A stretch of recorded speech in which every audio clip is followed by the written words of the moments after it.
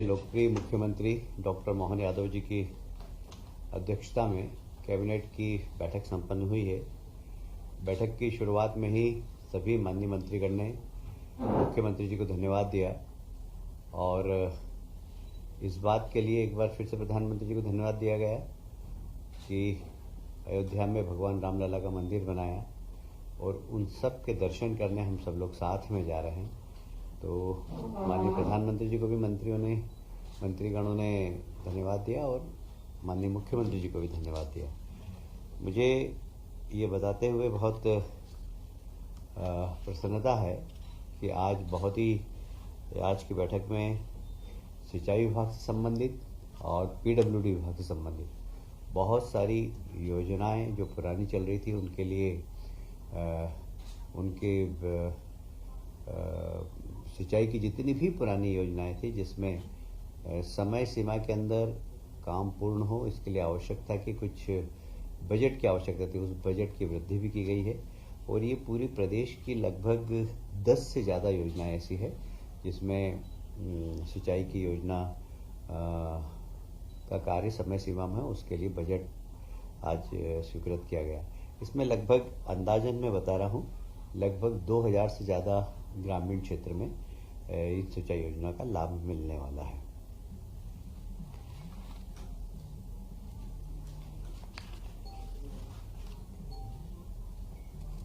अभी जो call centre चल रहा है हमारा 100 नंबर का, वह बड़ी महत्वपूर्ण काम कर रहा है समाज के अंदर।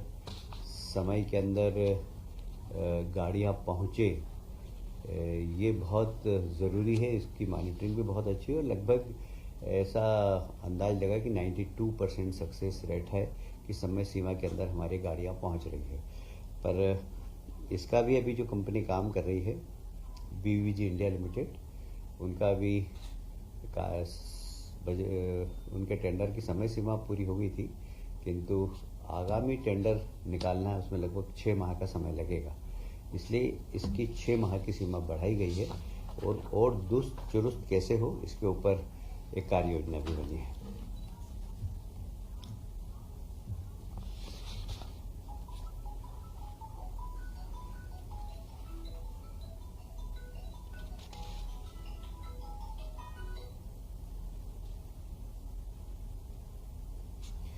एक भारत शासन के नगरीय विकास मंत्रालय ने 100 स्मार्ट सिटी की योजना 2018 में प्रारंभ की थी। 1.0 उस योजना का नाम था। उसके अंतर्गत देश की 100 स्मार्ट सिटी माननीय प्रधानमंत्री जी ने घोषणा की थी कि इनको बहुत अच्छे शहर बनाए जाएं। उन 100 स्मार्ट सिटी में से एक बार फिर से एक नई योजना भारत सरकार ने प्रारंभ की है। 2.0 स्मार्ट सिटी योजना नाम है उसका। उसके अंतर्गत इन 100 में से ही 18 सिटी का चयन किया जाएगा और उनको लगभग 135 करोड़ रुपए की राशि दी जाएगी। वो विशेषकर काम करेंगे हरियाली के लिए, पर्यावरण के लिए, और इसलिए 100 में से 18 सिटी का चयन होगा। लगभग हमारी 2 या 3 सिटी आना चाहिए उसमें लगभग जो भी सिटी का चयन होगा उसको लगभग 135 करोड़ रुपए मिलेगा, जिसमें 50% राज्य शासन का समावेश भी होगा। आज मंत्रिमंडल की समिति ने उस योजना को भी स्वीकृति प्रदान की है। अभी 12-1 बजे दिल्ली में माननीय मंत्री जी कौन सी सिटी आएगी इसकी घोषणा करने वाले हैं। अभी वर्तमान में न्यायिक अधिकारियों के प्रशिक्षण के लिए एक न्यायिक प्राधिकरण ने एक योजना बनाई है, जिसके अंतर्गत न्यायालय में काम करने वाले न्यायाधीशों को समय समय पर प्रशिक्षण देना। इसके लिए जबलपुर में एक बिल्डिंग बनेगी जो लगभग उसका 450-500 करोड़ का बजट है। सिर्फ वो न्यायाधीशों को प्रशिक्षण देने में ही उपयोगी होगी। इसलिए न्यायपालिका की दक्षता बढ़ाने का ये काम है, सरकार ने इसको स्वीकृति प्रदान की है। एक बहुत महत्वपूर्ण निर्णय और हुआ है ग्रामीण पंचायत विभाग में। जो सचिवों के अनुकंपा नियुक्ति का विषय काफ़ी पेंडिंग था और जो सचिव काम करते करते यदि उनकी किसी भी कारण से मृत्यु हो जाती तो उनके परिवार को अनुकंपा नियुक्ति मिलना चाहिए। वह अभी निर्णय नहीं हो पा रहा था, पर आज माननीय मुख्यमंत्री जी ने जो भी सचिव काम करते हुए अपने सेवा काल में जिनके मृत्यु हुई उनको अनुकंपा नियुक्ति दी जाएगी, वो एक निर्णय लिया गया। जिले के बाहर की हो सकती है, अभी तो जिले में जो कुछ अब जिले के बाहर हाँ, मैंने आपको बताया कि अगर आप कहें तो मैं एक एक योजना का नाम बता सकता हूँ। सिंचाई परियोजना की कन्या खेड़ी मध्यम सिंचाई योजना, ये भी इसमें भी आज स्वीकृति दी है, बजट में प्रावधान किया गया है। बुरहानपुर जिले की उतावली माध्यम सिंचाई योजना, इस पर भी आज बजट में प्रावधान किया गया, बजट बढ़ाया गया है। बंडा बृहद योजना जो कि सागर जिले की है, वहाँ पर भी लगभग, हालांकि राशि बहुत बड़ी नहीं है, कहीं 50 करोड़ कहीं 100 करोड़, पर हर योजना कंप्लीट हो समय सीमा के लिए अंदर, इसके लिए कैबिनेट ने निर्णय लिया है। भावसा सिंचाई योजना ये बुरहानपुर की है, झिन्ना ये सतना जिले की है। और ऐसे आप सभी जानते हैं कि मध्य प्रदेश ने सिंचाई में सारे देश में एक नया कीर्तिमान स्थापित किया है कि लगभग हमारी सिंचाई के माध्यम से किसानों की आर्थिक स्थिति काफ़ी ठीक हुई है, और इसीलिए हमने सिंचाई को अभी भी फोकस किया है। जितनी भी सिंचाई योजनाएं चल रही वो समय सीमा में पूर्ण हो, किसानों को उसका लाभ मिले और हमारे गांव की स्थिति मजबूत हो। ये टेम मध्यम सिंचाई योजना विदिशा की है, पवई मध्यम सिंचाई योजना पन्ना जिले की है। इस प्रकार लगभग 10 ऐसी सिंचाई योजनाएं थी जिसमें बजट की आवश्यकता थी। आज ऐसे ही इंफ्रास्ट्रक्चर में आज पीडब्ल्यूडी विभाग ने बहुत ही महत्वपूर्ण प्रस्ताव आज पास कराए हैं। एक सिंहस्थ को ध्यान में रखते हुए, चाहिए दूसरा, एक ये न्यू डेवलपमेंट बैंक के माध्यम से लगभग 5,000 करोड़ का लोन लेकर प्रदेश की विभिन्न जिलों की वे सड़कें जिनकी बहुत दुर्दशा है, उसमें मेजर डिस्ट्रिक्ट रोड भी है और स्टेट हाईवे भी है, उन सब को बनाने के लिए 2 लेन 4 लेन इस प्रकार की सड़कें बनेगी। ये लगभग 3,500 किलोमीटर सड़कें बनेगी। इसमें लगभग 5,000 के आसपास खर्चा आएगा। ये लोन लेकर सारी सड़कें बनाई जाएगी। शहडोल जिले की व्यवहारी में रिंग रोड बनाना ये बहुत ज़रूरी था, क्योंकि वहाँ पर हमेशा ट्रैफिक जाम रहता है, रीवा जाने के लिए भी और सीधी जाने के लिए भी। वह एक ऐसा क्षेत्र है जहाँ पर हमेशा आवागमन में काफ़ी तकलीफ होती है। तो वहाँ पर एक 27 किलोमीटर का रिंग रोड आज मंजूर किया है। लगभग उसकी लागत होगी 147 करोड़ के आसपास। जबलपुर जिले में ही नर्मदा नदी पर एक झूला पुल, हालांकि इस झूला पुल में कैबिनेट ने निर्देश दिए कि इस झूला पुल के आसपास झूला पुल बन जाए, उसके बाद पर्यावरण ठीक हो, नदी संरक्षण ठीक हो, इसकी चेतावनी के साथ ये पुल की इजाज़त दी गई है। इसमें 60 करोड़ रुपया पहले लग चुका है। ये लगभग 177 करोड़ की योजना है। इसको भी आज कैबिनेट ने मंजूरी प्रदान की है। नीमच बाईपास ये बहुत सालों से लंबित था और बहुत आवश्यक भी है मालवा के लिए, क्योंकि वहाँ 4 लेन 8 लेन बन रही है, पर नीमच शहर में से काफ़ी ट्रैफिक जाता था। तो ये ट्रैफिक नीमच शहर का ट्रैफिक को ठीक करने के लिए, नीमच शहर का प्रेशर कम करने के लिए नीमच बाईपास का निर्माण किया गया है। ये किया जाएगा, ये 21 किलोमीटर का होगा और इसमें लगभग 111 करोड़ रुपए की लागत होगी। ये भी आज स्वीकृत कर दिया गया है। अशोकनगर जिले में शाडोरा में करीला माता का मंदिर है, जहाँ पर बहुत बड़ा मेला रंगपंचमी पे लगता है। लगभग 20 से 25 लाख लोग वहाँ पर श्रद्धालु जाते हैं। यह लगभग 54 किलोमीटर, लगभग 55 किलोमीटर लंबाई का है।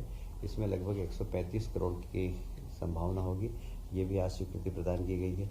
एक नया रोड ग्रीन फील्ड पर बनाने का, सिंहस्थ को ध्यान में रखते हुए उज्जैन को जोड़ने वाली सभी सड़कों को जो 2 लेन है उनको 4 लेन कर रहे हैं, और जो 4 लेन है उनको 6 लेन कर रहे हैं। जहाँ जहाँ जैसी संभावना चौड़ाई की वो सब करने का काम, जैसे पिछली बार आपको ध्यान ही होगा, मैंने इंदौर उज्जैन रोड जो 4 लेन है उसको 6 लेन करने का निर्णय लिया गया था।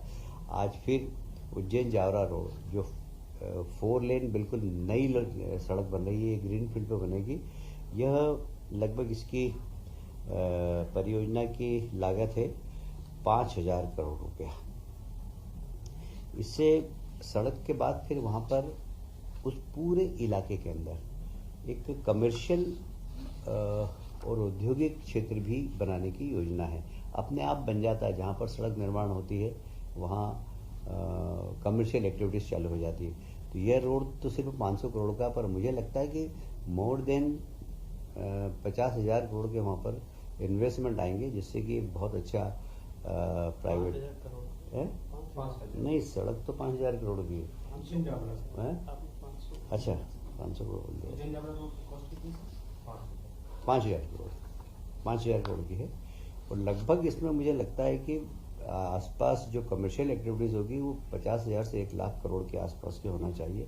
इतना इसका कमर्शियल एरिया इस क्षेत्र के अंदर बढ़ेगा।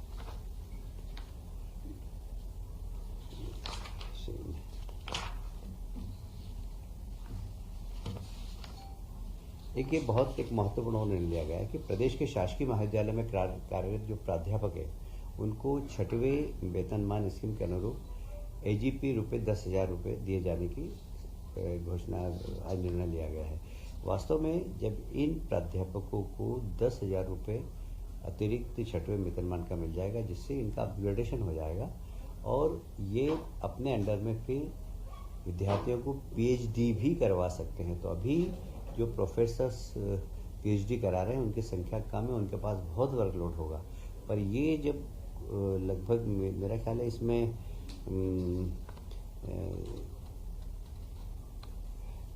लगभग मोर देन 2,000 ऐसे प्रोफेसर होंगे जिसको इसका लाभ मिलेगा। तो 2,000 प्रोफेसर्स ऐसे होंगे मध्य प्रदेश के अंदर जो पीएचडी कराने के लिए अधिकृत हो जाएंगे, जिससे हमारे यहाँ पीएचडी करने वाले विद्यार्थियों की संख्या भी बढ़ेगी। इनको ये भी फायदा है कि ये आगे कुलगुरु बनने की योग्यता भी इनको मिल जाएगी। प्रदेश में एक और बहुत ही महत्वपूर्ण निर्णय हुआ है। प्रदेश में पीपीपी मोड पर मेडिकल कॉलेज की स्थापना। लगभग इसमें सरकार इन्वेस्टमेंट करने वाले को ज़मीन उपलब्ध कराएगी। ज़मीन का जो भी कलेक्टर रेट होगा उसके अनुसार उसको राशि देना पड़ेगी और लगभग उसमें वैसे ऐसा माना जाता है कि हॉस्पिटल और मेडिकल कॉलेज बनाते हैं तो लगभग 500 करोड़ का खर्चा आता है, पर उसमें इन्वेस्टमेंट कम हो इन्वेस्टर का, इसलिए जिला अस्पताल हम उसी को दे देंगे। तो जिसे अस्पताल बनाने की ज़रूरत नहीं, उसको मेडिकल कॉलेज से ही उसका काम चल जाएगा। उसमें शर्त ये डाली गई कि अभी मेडिकल कॉलेज अभी जिला अस्पताल में जितना स्टाफ है उसकी सैलरी वो प्रदान करेंगे। कुल मिलाकर जब हॉस्पिटल बन जाएगा और मेडिकल कॉलेज खुल जाएगा तो उसमें 75% बेड सिर्फ गरीबों को देना पड़ेंगे, 25% वो कमर्शियल उसका यूज़ कर सकेंगे। तो ये एक बहुत महत्वपूर्ण योजना है जिसमें कि हमारा मेडिकल इंफ्रास्ट्रक्चर और मेडिकल सर्विस दोनों ही मध्य प्रदेश में अच्छी हो, और इसके लिए बहुत लगभग इस पे हमारी 1 घंटे चर्चा हुई और एक बहुत ही महत्वाकांक्षी निर्णय सरकार की ओर से लिया गया है। जिला अस्पतालों में कुछ चिन्हित जिला कुछ ऐसा है कि जहाँ पर अभी मेडिकल कॉलेज नहीं है वहाँ पर जो मेडिकल कॉलेज सरकार चाहती है कि हर जिले के अंदर मेडिकल कॉलेज हो। मेडिकल कॉलेज होता है तो उसके लिए हॉस्पिटल कंपलसरी होता है। हॉस्पिटल कंपलसरी होता है तो वो हॉस्पिटल अभी हमारे पास हर जिले के अंदर जिला अस्पताल हैं, वो हम हॉस्पिटल उसको दे देंगे जिससे उसका इन्वेस्टमेंट कम हो और वो ज़्यादा से ज़्यादा अच्छी सेवा कर सके। ठीक है जी।